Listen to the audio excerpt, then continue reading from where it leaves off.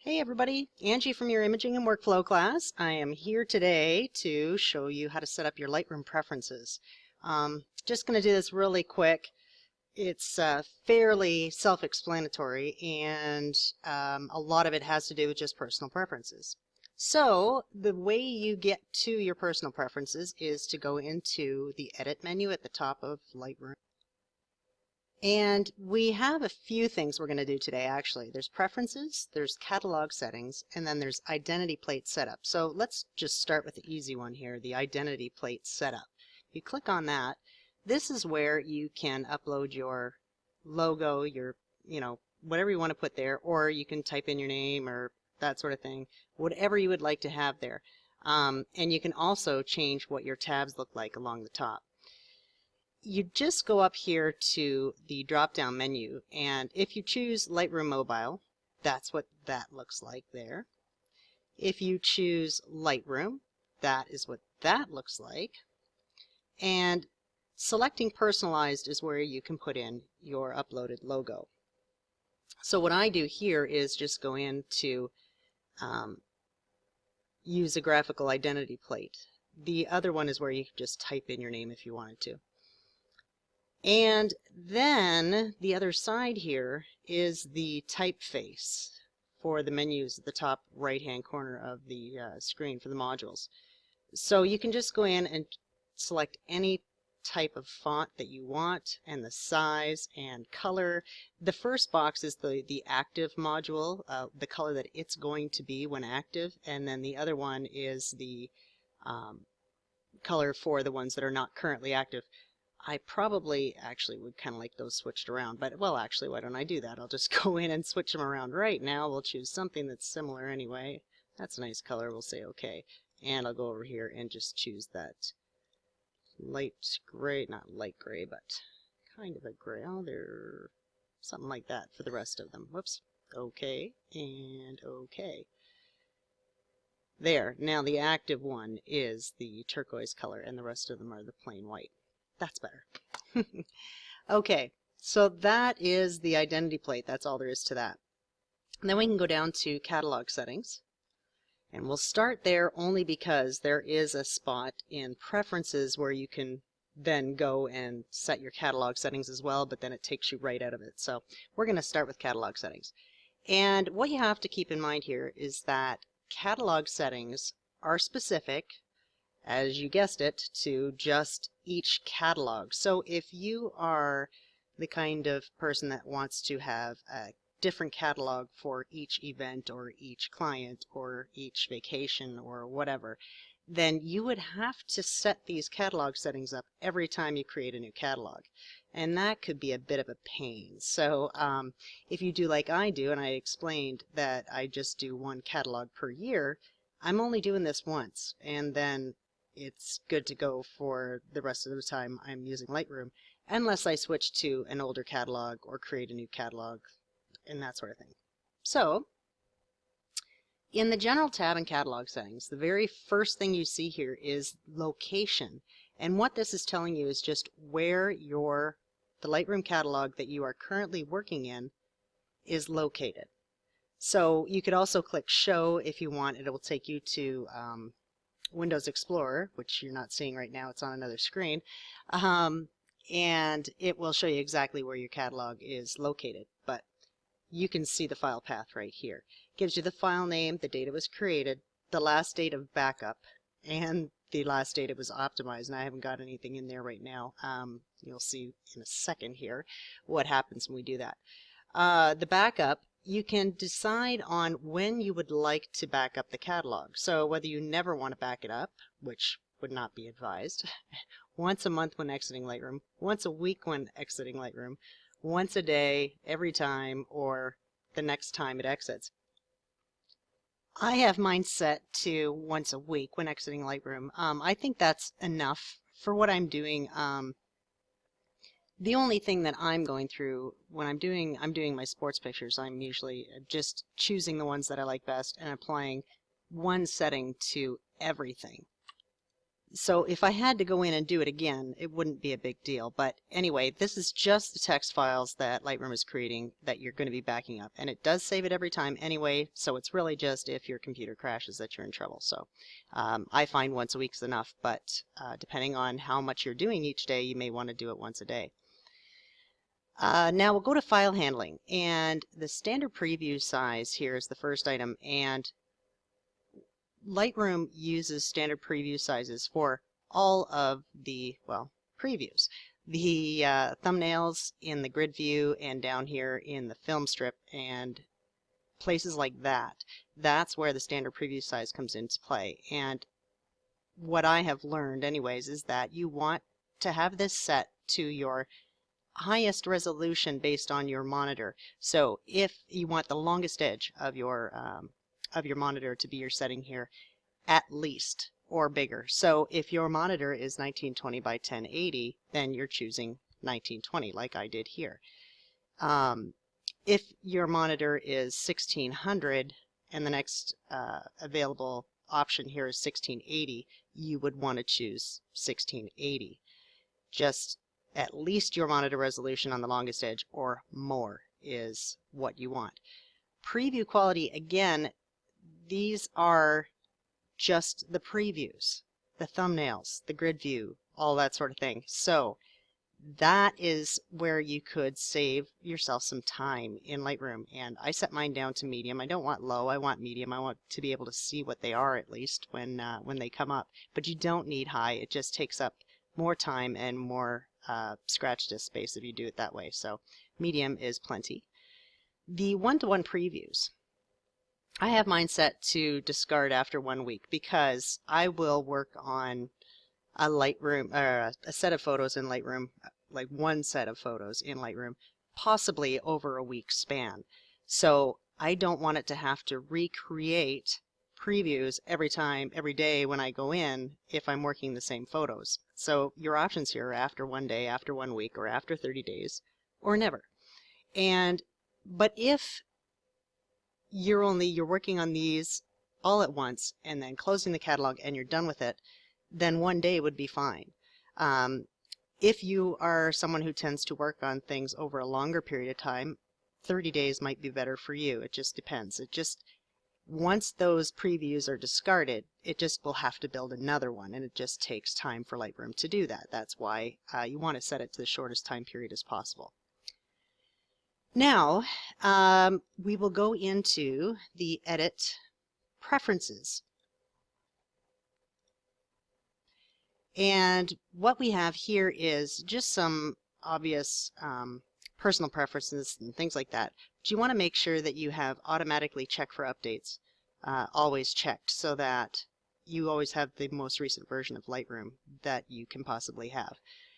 And the next thing that I like to always tell my classes is that you want, or what I have mine set to do, is to prompt me when starting Lightroom to ask me which catalog I want it to open. A lot of people, or actually when we use the program in class, it loads the most recent catalog, which of course is always the default catalog on the computer. That's the only one there is that exists on that computer there, because it cleans everything out every night. But I like to have it prompt me when starting Lightroom, because if I go in and I decide I need to work on an older catalog from last year or something like that, because I have a client that's ordering older photos, I want to just be able to go in and choose the catalog I want to work with. So that's why I have it prompt me when starting. Now, we'll go down, and the import options. Show import dialog when a memory card is detected. Yes, I want that checked actually. Sometimes, and this is kind of silly, but sometimes it'll work and sometimes it doesn't. But when I put my memory card into my computer from my camera, I want that dialog from Lightroom to pop up right away, because that's usually what I'm doing with it, or 99.9% of the time I want to download the pictures into Lightroom, or import them into Lightroom, so I want that checked. The next option here is to select the current or previous import collection during import. That's just for when you're importing your photos, the last location that you imported them to will automatically come up as your choice for where you're going to download them to. When you're shooting an event or you know, shooting a wedding, or like me, you're shooting a certain sports league, you usually have more than one memory card from your camera that you are importing. So I just find, you know, if I have 4 or 5 cards that I'm downloading, I don't want to have to go and pick that location every time. It just automatically defaults to that, to the last one that I used. So that works nice, saves me a little bit of time. Ignore camera generated folder names when naming folders. Yes, I want that checked, because I know that one of my older cameras will put only 100 photos in each folder on the memory card. And so if I had to go in and select the folder or select the next folder every time, it would just be a pain. So I like to have that to ignore the camera generated folder names and just show all the photos from the card when I'm importing them. So that's good. And then treat JPEG files next to RAW files as separate photos. This is something that I don't really have to worry about, but if you shoot JPEG and RAW images, for whatever reason you do that, and we would have discussed that in class, then I would check it on if you wanted, or if you do that, so that you see a JPEG and you see a RAW for each of the images on your card. Like I said, I don't use that, so I don't need to worry about it. Otherwise, it would just show you the RAW images, not the JPEG ones. The completion sounds, again, just some personal preference stuff there. If you need to reset all your warning dialogues, that's the next thing there. Some settings are catalog specific and are changed in catalogs. That's where I was mentioning right here in catalog settings, where you could go into your catalog settings and then go and set that. But that's why we did them ahead of time, because it bounces you right out of preferences again, so you have to go and open it back up. So we already did it. We're just going to skip that. So if we go to presets now, the only one that I have checked here is to apply auto mix when first converting to black and white. Just because every image really, I find for black and white, can be different based on the tones that are in the image. So I have it set to auto mix just because it gives you a good starting point, and then you can tweak things from there based on the image that you're currently editing. I want location here where it says store presets with this catalog. I want that checked, because otherwise it just puts my presets in the main Lightroom catalog that is on this current computer I'm working on. If I go and export the catalog I'm working on now to another location to take it with me on another computer or a laptop, something like that, I don't have my presets if that isn't checked. So I want it checked so that it always stores them with the catalog, and I always have my presets whenever I'm working on them somewhere else as well. So then we will go up to external editing. And it says right here, edit in Adobe Photoshop CC 2015. So if I were to open a photo from Lightroom in Photoshop, how do I want it to open? So I prefer the file format TIFF. You have either TIFF or PSD, but they're really the same thing, and TIFF it used to be PSD was better, but now TIFF is just the same, so there's really no difference. They both support layered documents, so that's all good. So I just choose TIFF. I believe they're a smaller file size as well. The color space, again, about 90% of the time I'm working in sRGB because I'm printing in sRGB as well. So therefore, I shoot in sRGB as well, and so therefore I want the color space set to sRGB when I open up one in Photoshop and then save it back to Lightroom. So the bit depth is 8 bits. Now you have an option of 16 or 8 bits, and I find that a lot of things that I like to do in Photoshop are not available on 16-bit files. So that's why I always choose 8 bits. I can't tell a difference. I think it's just fine. If I can't tell a difference, I know my clients can't either, so that's not a problem.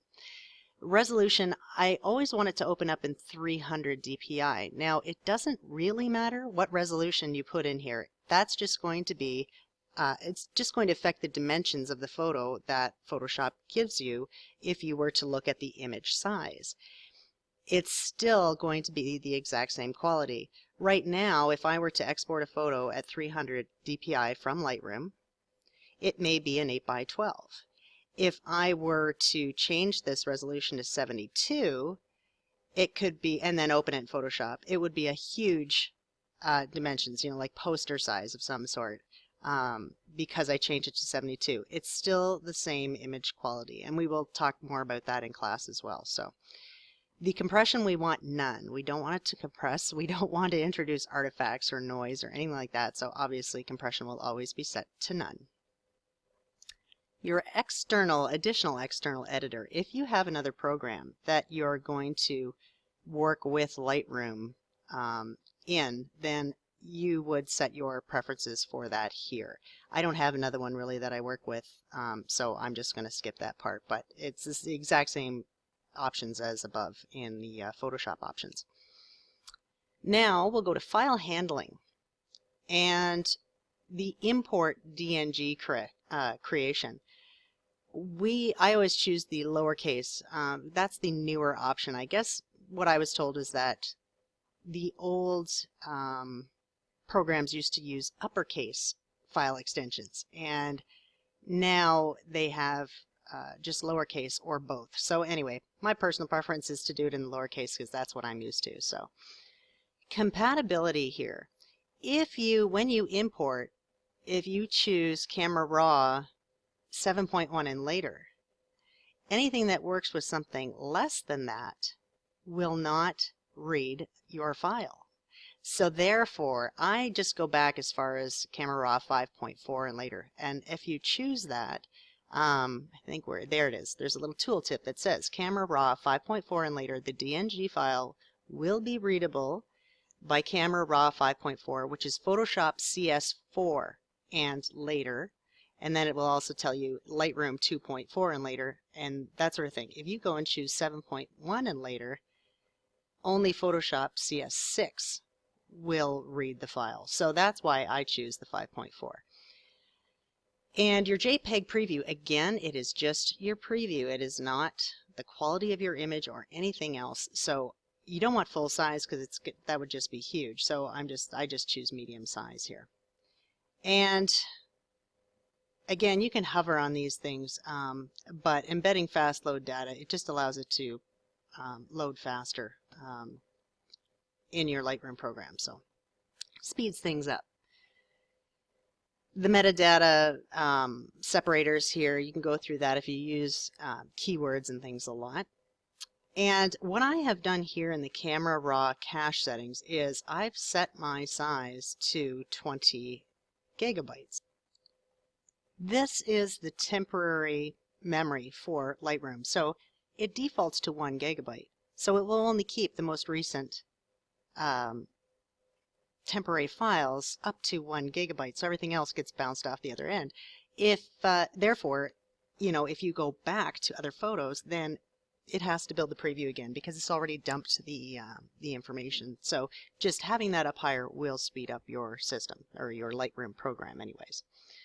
So on the interface tab here, we have, again, just some personal preference stuff, whether you want that little small flourish at the end of your menus here, what your screen color is going to be, what your background color will be when you're in the lights out mode, and things like that. So again, some more keyword stuff here if you use those, and then what you want to show in your film strip, whether you want the badges to show and all of that sort of thing. So you can just check off what you want and what you don't want. And again, the zoom, click, point to center, I like to have that checked just because usually when I want to zoom into something, I'll click right on it when I go to zoom, and therefore if it is checked to zoom, click, point to center, then it brings that portion of the photo right up to full zoom. So that's why I like to have that checked. Now we'll go to performance here. And actually I just checked that before I started the video, but it's actually not, my graphics processor, or my video card is not compatible with this graphics processing accelerator, so I just have it checked off and don't even bother trying to use it. Lightroom Mobile, this is just if you have an account and you're signed up with Adobe CC. And network, again, if you have a network that you're running from, you would put in username and password here. So the other thing that I want to show you as well that can speed things up for you is if you're in the develop module and you go down to it's lens corrections. If you are in Basic and if you have the Enable Profile Corrections and Remove Chromatic Aberration checked, these things will slow your system down because it's doing it to every single file in order to give you that preview. You may or may not need them, and the profile corrections, this is basically if you have a wide-angled lens that you're using and you want it to correct for any distortion from that lens, then you would want it checked. But I would say check it afterwards. When you're done editing your photo, check it, and then, you know, just before you export, then you'll go ahead and do that. Because otherwise it is just slowing it down to give you that preview. A lot of the times when you're using that wide angle, you don't actually want to get rid of the distortion, so you don't want it checked anyways, but these things do slow it down. So if you're not getting any kind of benefit from it, then leave them unchecked. Also, if you're going to do any kind of sharpening or noise reduction on your images, do it at the very end of editing that photo. Lightroom just has to update what you have done to the image, and since the like every time you make a change, it has to update the information to give you a preview. So if you've sharpened, it's done it to the whole image as well as the noise, adding noise and things like that. So it just slows your system down. Now you'll notice here I'm getting this Windows has detected that your computer performance is slow. For some reason it doesn't like me doing the screen capture here, but anyway, I'm just going to turn that off.